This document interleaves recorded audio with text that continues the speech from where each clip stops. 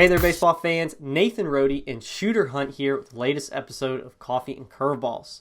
Shooter, another busy weekend of tournaments and events across the country, so we got some updates on some guys that are guys as well as I saw. Yeah, it was jam-packed all over. I was at home following all over Twitter, coast to coast. We had Florida, we had Georgia, we had the East Coast, Mid-Atlantic, West Coast, Texas, Arizona especially, all over. No doubt. So let's take a look at a few of those guys that stood out this past weekend. For me, I was home here in North Carolina and saw the South Atlantic border battle. There were two guys from Virginia that stood out for me. One was Colin Bosley Smith, a Duke recruit. He's got a really athletic frame. It's a loose arm. He was 86 to 91, mostly 89 to 91, with slight run to the fastball. The slider was above average at times, sharp with late break. Faced 6 batters, struck out 5 of them. He was a name that jumped up our rankings because Jerry Shank, our guy up there in the Mid-Atlantic, really liked him, and I got my first look at him, and it was pretty impressive. Yeah, Jerry Shank and John Nolan both real big fans of him. Works easy, has a starter profile right now. Hey, the Mid-Atlantic, it's continuing to jump up in draft prospect. You look at Savino at the top. These other guys, he's not secondary, but the next level are going to get a boost because he's there. They certainly are. And one of those names that's definitely generating some buzz this fall is Eddie Isert. Jerry had told me, like, hey, keep an eye on this guy. His name's got a little bit of buzz going on up here, and I saw why.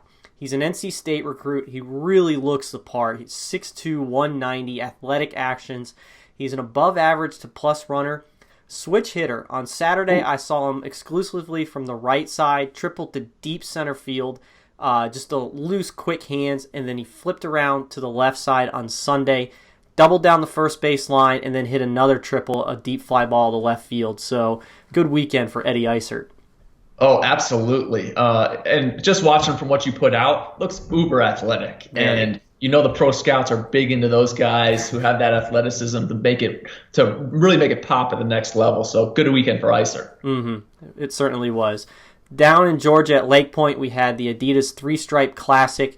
Lots of guys standing out from that. Phil Kerber, Kyle Coletta are guys down there all over the coverage. So be sure to check out Twitter. But who are a couple of the guys that stood out for them, Shooter? I mean, Phil Kerber, Kyle Coletta were blowing up my phone Saturday night when Manning West stepped on the mound. Big 6'6", 210-pound right-hander. Wow. I mean, all those Georgia boys are big, but he came out 86 to 89 with lots of sink on the fastball, some feel for a 70 to 72 breaking ball. But with that frame and that arm strength, he's going to be a guy that's getting lots of looks from those college recruiters. Yeah, that 2022 class for Georgia is looking better and better every day. Oh, you know the Georgia boys always bring it. But there's also a big left-hander out of the state of Tennessee. 2022, Miller Green, worked up to 86 miles an hour, driving the fastball to the bottom of the zone. But at 6'4", 170 pounds, it's uber projectable. He's going to be a really intriguing one to follow. Excellent. Then they also saw a 2020 Ian Kennedy. Phil Kerber saw him earlier in the summer, and then he said he saw him again this weekend. He looks like a completely different player, totally different in the box. He's gained tons of confidence from the right side. He's now hunting fastballs. If you watch the video, it's super quick hands, and that ball just flies off the barrel. He said that he had multiple exit velocities over 90 miles an hour, and he's a recent commit to the University of Michigan.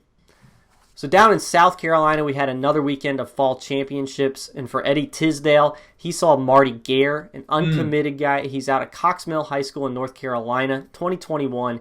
He was 87 to 91, touched 92, but is developing feel for that curveball too. So definitely a name to keep an eye on to see where he winds up committing to soon. Yeah, big jump for the 21. That's at arm strength. There's going to be a lot of college coaches going out there to check out Marty Gare in the future. But the last one that I saw, we had a big border battle at Auburn between Georgia and Alabama. But McGuire Turner, an infielder, 22, from the state of Alabama, good athletic frame, 6'1", about 170 pounds, chance to stick on the left side of the diamond, but good right-handed stroke with some strength on the way. Excellent. So there you have it, some standouts from this past weekend. Be sure to go to prepbaseballreport.com as our guys that were at tournaments all weekend will definitely have coverage. We'll have another hot list out this week highlighting standouts from the fall championships as well as the Three-Stripe Classic down at Lake Point. So be sure to check it out. And as always, for Shooter Hunt, I'm Nathan Rohde. This was Coffee and Curveballs. And until next time, we'll see you guys at the ballpark.